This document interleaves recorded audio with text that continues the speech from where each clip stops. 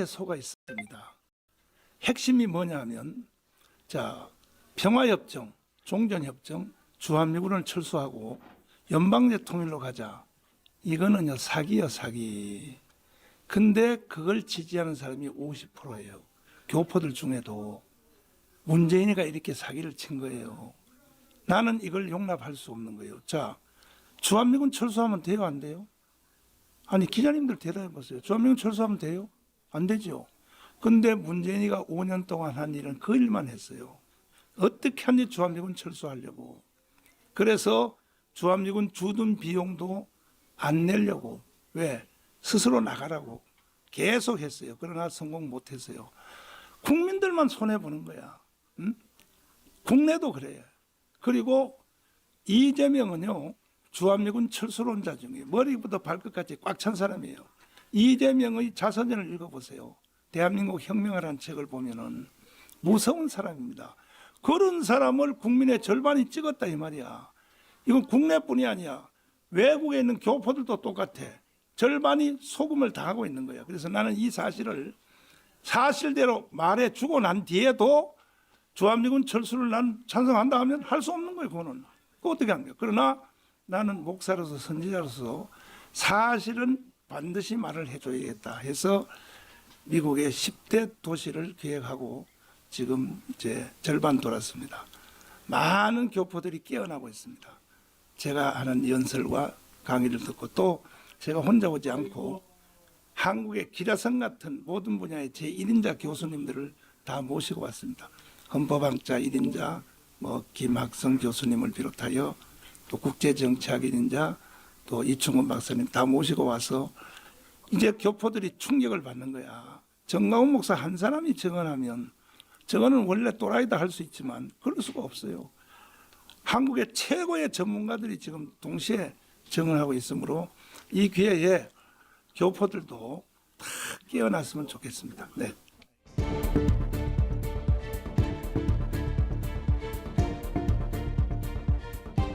이제 한국의 현재 정점은 자유통일을 할 것인가 아니면 적화통일을 할 것인가 둘 중에 하나입니다. 중간은 없습니다. 먹힐 것인가 먹을 것인가 이 정점에 왔는데 우리가 이 상태로서 침묵을 지키면 1000% 만프로 대한민국은 연방제를 통하여 북한으로 흡수되게 되어 있습니다. 그동안에 원체 간첩들을 15만 명을 침투시켜서 6.25를 우리가 일으켰다. 다 거짓말이에요. 남북한 분단 책임은 미국에 있다. 이거 전부 사기예요. 근데 이 사기를 국민들이 절반이 믿는다니까요. 절반이. 그래서 우리가 광화문 운동을 통해서 많은 국민들이 깨어났고 아슬아슬하게 윤석열을 대통령 만든 것이 그나마 기적이었어요. 기적이었는데 그러나 이것이 완전 이긴 것이 아닙니다. 5년 연기됐을 뿐입니다. 어차피 대한민국 망해요. 우크라이나 사태 있죠. 다음에 한반도에서 일어납니다. 우크라이나는 종족별 갈등입니다. 그 러시아 스라브족이 절반이에요. 그다음에 유럽 계획이 절반인데 그것에 대한 충돌 때문에 우크라이나 전쟁을 지금 하고 있지 않습니까? 한반도는 종족은 다 같아. 근데 이념입니다. 이념인데 북한을 지지하는 사람이 절반이에요. 또 우리 자유 대한민국을 절반하는 사람이 절반인데 양쪽이 만만치 않아요. 세력이 팽창하는데 이것이 광주 사태는 광주에서 일어났죠. 이번엔 광화문에서 일어납니다. 내전 이상의 충돌이 일어날 가능성이 있기 때문에 저는 선지자로서 그런 피 흘리는 왜 자유우파도 만만치 않습니다. 절대 대한민국을 북한에 넘길 수 없어요. 또 저쪽 편도 만만치 않습니다. 반드시 북한으로 데려가려고 그래요. 그럼 충돌이 일어나면 이건 내가 볼 때 내전 10만 명 이상이 희생되는 내전이 한반도에 다가오고 있다. 이걸 방지하기 위해서 저희들이 지금 애국운동을 하고 있는 것입니다. 네.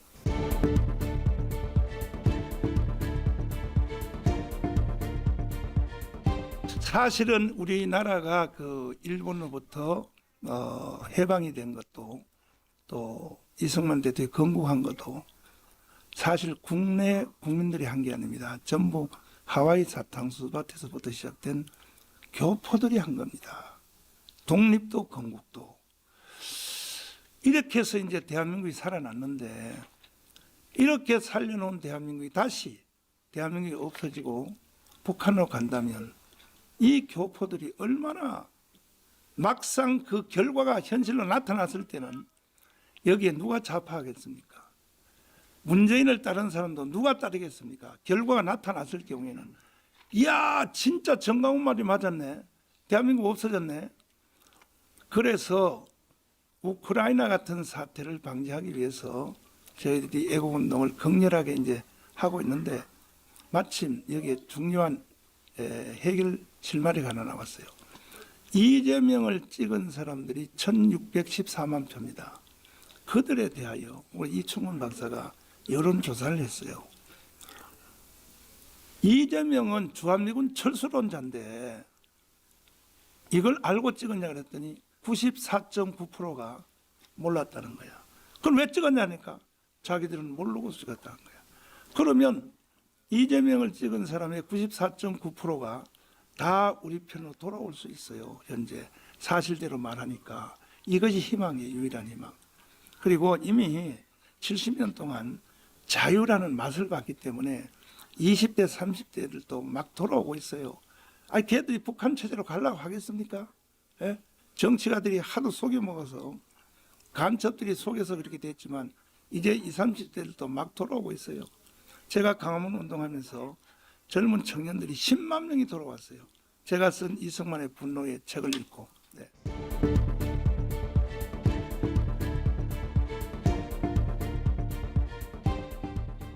우리 편이라고 난 좋은 말만 할 수 없기 때문에 사실 윤석열은요 광화문 운동 때문에 대통령 된 사람입니다. 가장 짧은 기간에 가장 비전공 감옥에 있었던 검찰총장이 대통령을 거머쥐었습니다. 그러다 보니까 정치를 잘 모르는 것 같아요. 몰라서 아직 1년이 다 돼가는데 국가 아젠다가 안 나오는 거야. 어디로 가자는 얘기냐. 박정희 같으면 1차 경제개발, 2차 경제개발 국민들로 하여금 자 내가 가는 세상은 저 세상이 하고 나와야 되는데 그러면 장 차관들이 대통령한테 미래에 대한 아젠다를 만들어서 공급했는데 이것들도 다 멍청한 놈들이야 보니까. 그래서 이번에 4월 달에 개각할 때 이 다 잘라야 된다. 다 잘라야 되고 정말로 국가를 경영할 수 있는 전문가들이 장 차관으로 들어가면 윤석열 대통령 말은 빨리 알아들으니까 그나마 그래도 잘해주는 것은 하나가 뭐냐 하면 민노총을 해산시키는 거. 왜? 거기가 간첩 서식 지역이니까. 그 다음에 또 이재명의 범죄 행위 이것에 대해서 수사를 하는 것에 대해서는 자기 전공 과목이니까 수사가 요거는 그래도 그나마 그래도 우리한테 지지를 받는 사건 중에 하나입니다. 앞으로 다 잘해주기를 바랍니다.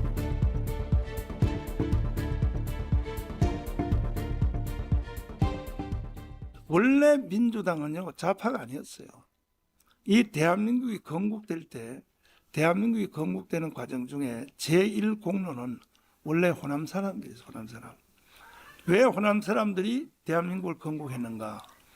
이승만 대통령이 나라를 세울 때 김성수, 송진우가 있었어요. 전라도 지도자들이 일본에 유학하고 온. 이분들은 주로 지주의 아들인데 김성수 그 고창 출신 이분은 그때 땅이 1000만 평이에요. 1000만 평. 1000만 평이 뭐냐.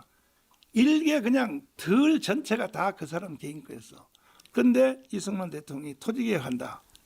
토지개혁한다니까 그 전체 1000만 평을 이승만 정부에 기증을 했습니다.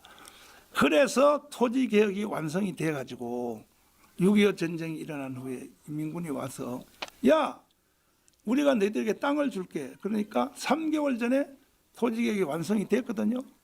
그러니까 우리나라 종들이 뭐라 그러냐. 이미 우리 땅이 있는데 누가 줬어? 김성수가 줬어. 이래서 6.25 전쟁 때 인민군이 와서 우리나라 국민들 설득을 못하고 쫓겨난 겁니다. 여기에 절대 공로를 끼친 사람이 누구냐? 김성수, 송진우입니다. 그 호남 사람들이 세운 대한민국 호남 사람들이 세운 거예요. 지도자는 송진우. 그런데 그 후에 김대중을 따라가다가 결국은 휴전선 절반까지 따라 올라갔습니다. 그래서 나는 호남이요 다시 송진우하고 김성수의 지도력으로 들어가라는 거야. 이 김대중은요, 이 사람은 북한에게 붙잡힌 사람입니다. 그래서 나는 호남 사람들이 최후에 잘해줄 줄 믿고 내가 전라도에 가면 계속 강연을 해요. 당신들이 왜 자존심을 버리냐? 왜 전라도가 좌파라고, 전라도는 왜 간첩 세력이고 왜 오해를 받냐? 아니다 이거야. 원래 본질은 전라도가 우파고 그 당시는 경상도가 다 빨갱이였어요. 왜? 박정희 형님 박상희가 빨갱이 대장 아닙니까? 거기에 체포돼서 박정희가 그때 남로당이었어요. 체포돼서 사형 선고 받았잖아요. 그런데 하나는 뭐냐면 박정희는 그것이 전화위복이 돼서 전향을 했고 김대중은 무덤에 갈 때까지 전향한 적이 없어요. 이래서 경상도 전라도가 뒤집어진 거꾸로. 옛날에는 영천제일교회 이재봉 목사 때문에 남로당의 5인방 아닙니까? 박헌영, 이주화, 김상용, 홍민표, 그 다음에 바로 이재봉입니다. 경상도가 다 빨갱이야 그때. 근데 박정희 하나가 전향한 것 때문에 거꾸로 경상도는 우파가 됐고 전라도는 거꾸로 우파였었는데 좌파로 바뀐 거예요. 네.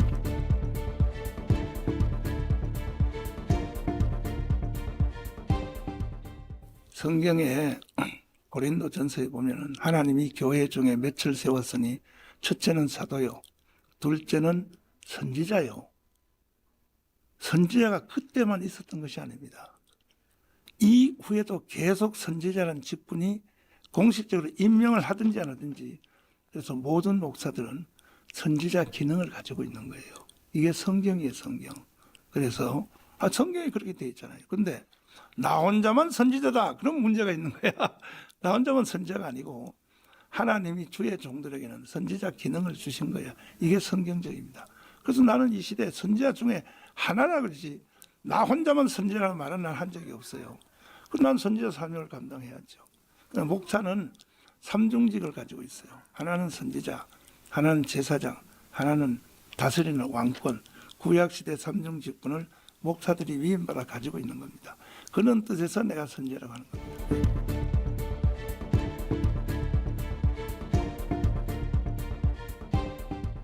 저는 첫 번째가 자유통일이죠. 왜? 이거는 오래 시간을 끌면 안 돼요.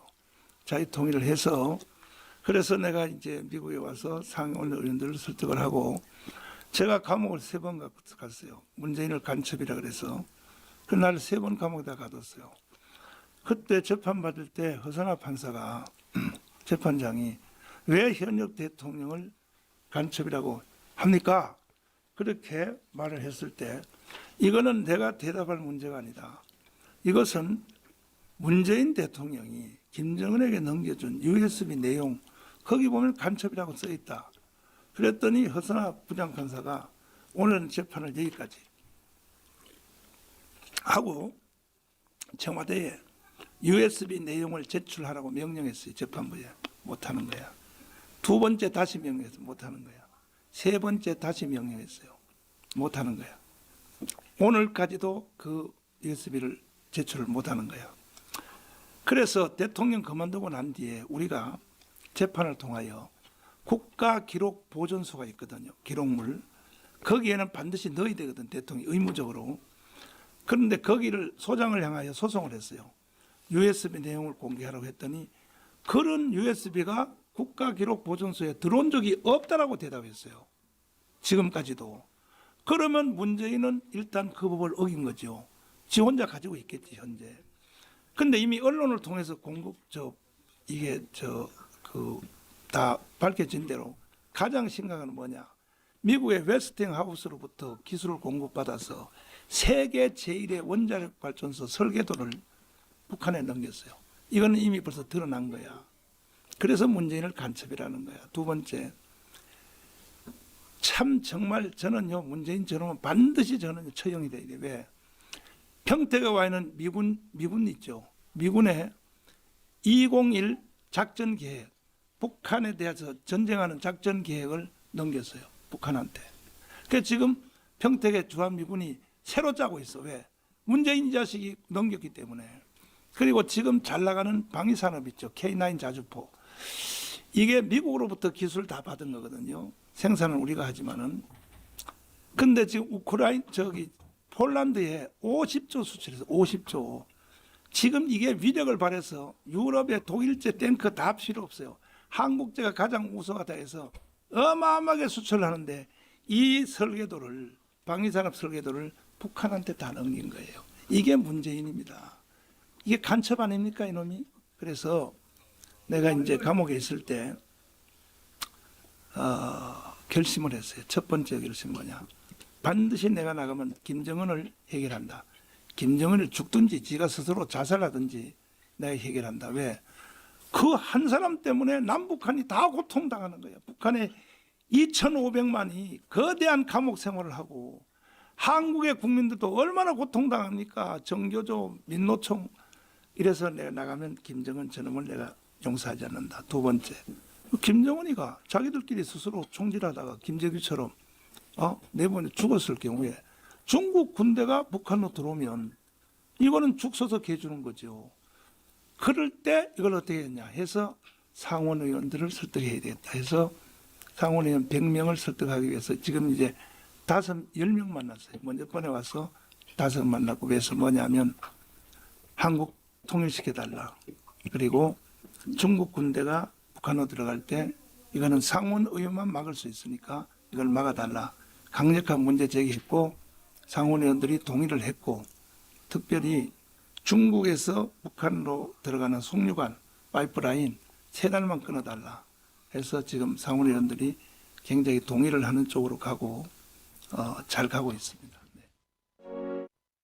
네, 여기까지